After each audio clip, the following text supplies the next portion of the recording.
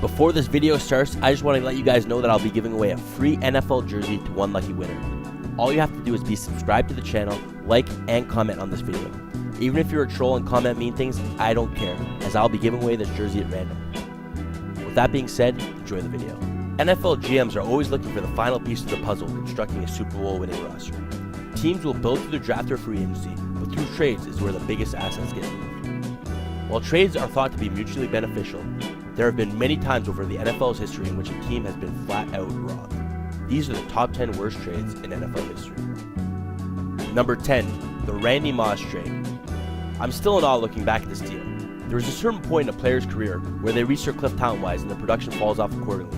But Randy Moss was only 29 years old and already deemed by many as the most talented receiver ever play in the NFL. They called him the Super Freak for a reason. You can go through 1,000 drafts and not find a single player as close to as talented as Randy Moss in the 4th round.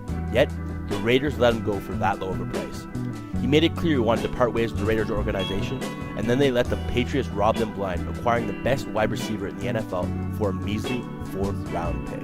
In only his first season with the Patriots, they received their value tenfold, as Randy Moss recorded 23 receiving touchdowns, breaking the single season record.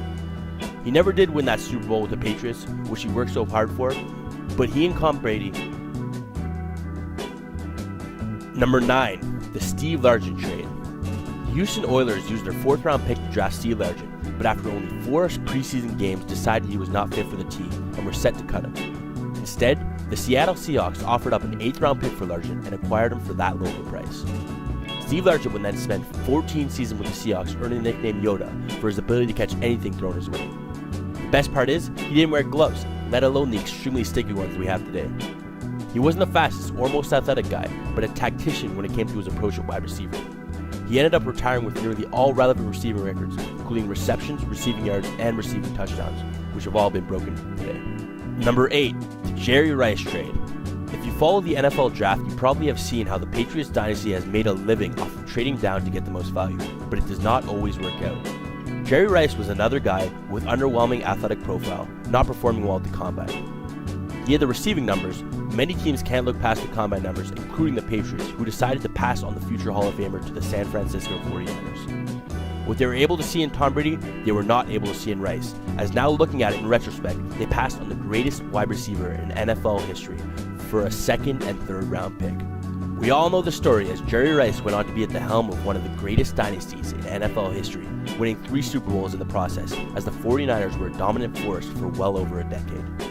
Number 7, the John Elway trade. First rule of being a GM: if a player says they refuse to play for your team, do not draft them. Eli Manning. John Elway was clear in letting the public know that he would not play for the Baltimore Colts when they drafted him 1st overall. Yet it still happened. His stance was that he would play baseball before wearing a Colts jersey, so they were forced to shop him for a discounted price. This would lead to John Elway spending his entire 16-year career with the Denver Broncos, winning back-to-back Super Bowls in the process. It is even extended to recent history, as Elway is the current general manager of the Broncos and won a Super Bowl in 2016. Number 6, the Brett Favre trade.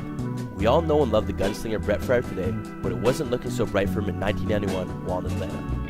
Favre was drafted with the 33rd overall pick, and there were rumors floating around that head coach Jerry Glanville did not approve of Favre being drafted or playing for the Falcons. He was young, reckless, and frequently went drinking at bars during the week. Glanville would even go to the bars Favre would go to in an attempt to stop them from serving. After a season of 4 attempts for 2 interceptions and no completions, Favre was traded for a 1st round pick to the Green Bay Packers. You may be wondering how such a trade can be made for a player with that bad of a stat line, which leads me to my next point. Packers GM Ron Wolf is a freaking god. Wolf was rebuilding this Packers team and saw the potential of Favre with his tremendous arm strength. Brett Favre went on to play 16 seasons with the Packers, winning Super Bowl in the process. He threw for a monstrous 61,655 yards and 442 touchdowns in a Packers uniform, and currently sits 3rd all-time in career passing yards and passing touchdowns. That 19th overall pick that the Falcons received in compensation for Brett Favre resulted in Tony Smith, a running back who rushed for 329 yards over a 7-year career. Number 5, the Jerome Bettis trade. The Rams could not have been more wrong about the assessment of their backfield in 1996. Jerome Bettis ran for back-to-back 1,000-plus yard seasons in his first 2 years in the NFL, including the Offensive Rookie of the Year campaign. After a downtick in production during his 3rd season rushing for only 637 yards, the Rams decided to move on from the bruising back. They were very high on Lawrence Phillips, who was touted as the next big thing at running back. In fact, they were so high on Phillips that they wanted to move Jerome Bettis to fullback, which resulted on them trading him altogether. It would only take the Steelers trading a second and fourth round pick for Jerome Bettis in the third rounder. Bettis would go on spending 10 seasons and the rest of his career in Pittsburgh, rushing for 10,571 yards and 78 touchdowns in the process. If you're still wondering what happened to Lawrence Phillips, he became one of the biggest draft busts ever, spending more time in jail than on the NFL field. Number 4, the Ryan Leaf trade. You see it today where there are only 2 elite quarterbacks clearly going back-to-back with the 2 first picks in the NFL draft, but the order is only speculation. As far-fetched as this may be looking back today, this was one of those drafts. Both Peyton Manning and Ryan Leaf were seen to be transformative players for a franchise. The quarterback-needy Chargers figured they would pay up and grab the second overall pick and take whoever the Colts didn't draft. It all worked out according to plan, but what they didn't realize is that Ryan Leaf had no intentions of being a franchise quarterback. They paid way too high of a price for the second overall pick and ended up drafting arguably the biggest draft bust in NFL history, being only 1 pick away from drafting arguably the best quarterback in NFL history in Peyton Manning. Number 3, the John Hadl trade. I almost feel bad putting John Hadl on this list because for the most part he was an accomplished quarterback.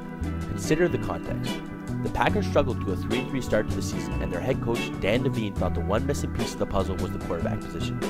There are many scenarios where teams trade up for the next best young quarterback and pay the bank for it, but the Packers did so for a 34-year-old John Hadl.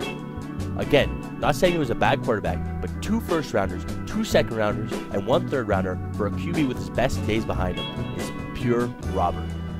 Hadl played 22 games with the Packers and threw for 9 touchdowns and 29 interceptions in the process. When questioned about this lopsided trade, Hadl said, "I really didn't believe it. I didn't think anyone would be that desperate." To no surprise, Hadl never found success with the Packers. Number 2, the Ricky Williams trade. Run, Ricky, run. Let me begin this by saying, Ricky Williams was a fantastic running back in both college and the NFL. Here's where the problem lies. No team should ever pay up that much for a running back who is yet to take an NFL snap. Mike Ditka was way too in love with Ricky Williams, which inspired him to trade 2 first-rounders, 2 thirds, a 4th, 5th, 6th, and 7th rounder for the Heisman winner at the 5th overall spot.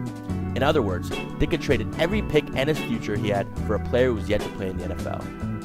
It also inspired the ESPN cover of Ditka wearing a tux while his bride-to-be Ricky Williams was wearing a wedding dress. Again, it's not that he was a terrible player, but they paid the bank hoping one player would be the answer to their problems, when in reality it was a multitude of things which could have been addressed with their draft picks. The Saints ended up finishing 3-13 and unsurprisingly gave the boot to Ditka following their blunder of the season. It's clear teams have taken note of this blunder, as you now often see RBs slip in the draft because of the volatility of the position. Ricky Williams ended up having a very accomplished career for the Dolphins, but they didn't have to give up 7 draft picks. Number 1, the Herschel Walker trade. The reason I love this trade so much is because right after the trade, the majority of media and fans claimed it was a lopsided trade against the Cowboys. The reality is Jimmy Johnson completely robbed the Minnesota Vikings. Herschel Walker was the best player on an awful team, rushing for just over 1,500 yards in his 3rd season. Jimmy Johnson was well aware of how bad the rest of his team was, so he decided to trade him away for the house. To create traction for the trade, he contacted teams claiming the Browns' offer of picks and players would be accepted before the week's end. The Vikings, figuring they were one piece away from solving the puzzle, jumped on the opportunity, offering essentially every draft pick they had over the next 2 years. The Cowboys were then able to acquire a plethora of depth, with the 1st, 2nd, and 3rd round picks given. Their most notable pick was one of their first, which was used to pick Emmitt Smith, who himself was an even better running back than Walker altogether.